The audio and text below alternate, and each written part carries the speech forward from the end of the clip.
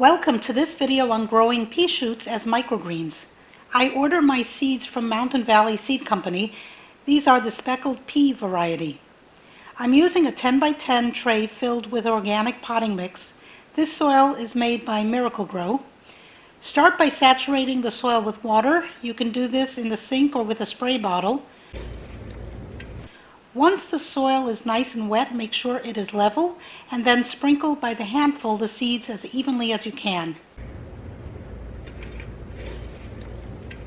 Here you can see close up what the seeds look like.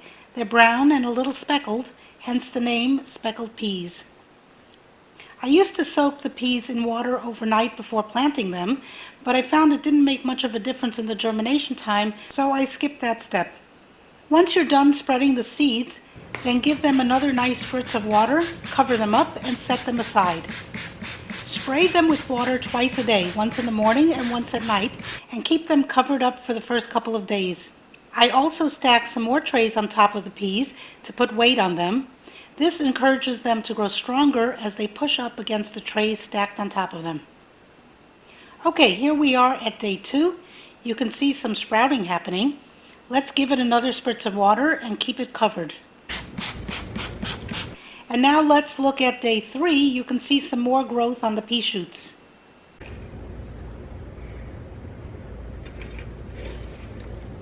Okay, now it's day 5 and you can see the pea shoots have started growing taller. Some of them are a little greener at the edges. That's where the light must have come in under the cover, but the rest are yellows since I keep them covered for the first few days. By keeping them covered, I'm encouraging the pea shoots to grow taller and leggier as they reach up looking for sunlight. Now when I cover the pea shoots, I invert the cover to give them more room to grow. Here we are at day 7. You can see more growth. At this point, the sprouts are developing leaves, and I'm going to keep the tray uncovered so the shoots can get some light. Now it's day 8, and you can see the difference one day makes once the plants have been exposed to light. They're greening up really nicely. At this point, you can taste the sprouts and see if you like them, and then let them keep growing until the desired length.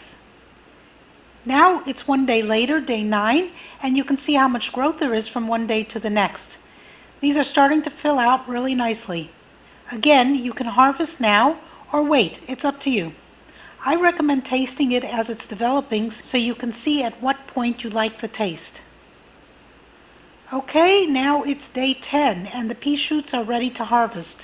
I didn't harvest them until a couple days later, as you will see, but they are really ready at this point. Okay, it's more than a couple days later. Today is day 15. I could have harvested these 4 or 5 days ago, but I wasn't ready for them, so I let them keep growing. They do keep growing, and now you can see some tendrils on them, and they are much fuller. But they still taste good, so I'm going to harvest them now. You can see the peas were planted on top of the soil. They're not covered with soil, but rather laying on top. I think this keeps the sprouts cleaner and easier to harvest. Okay, here you can see I harvested the pea shoots, and I have a nice basket full.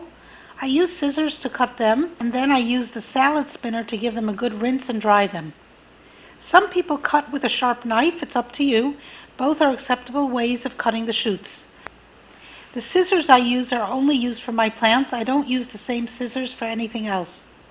It looks like all these peas germinated. Very nice. You can't really pull them up and out. They're very much rooted into the soil. Here you can see the pea shoot with the roots. It's a nice looking strong root for such a small plant. This salad spinner is great for rinsing and drying the sprouts. I use it for all my microgreens.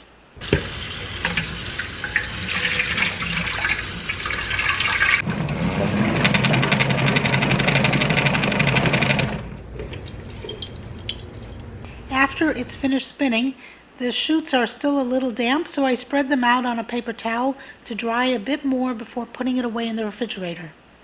I like to put the pea shoots into a cheese omelet for extra flavor and nutrition and to bulk up the omelet. You can also add it to your salad, or some people use it in a smoothie. It's good raw, or try stir-frying it with some garlic. And bon appetit! I hope you enjoyed this video. Please comment below and subscribe, and thank you for watching.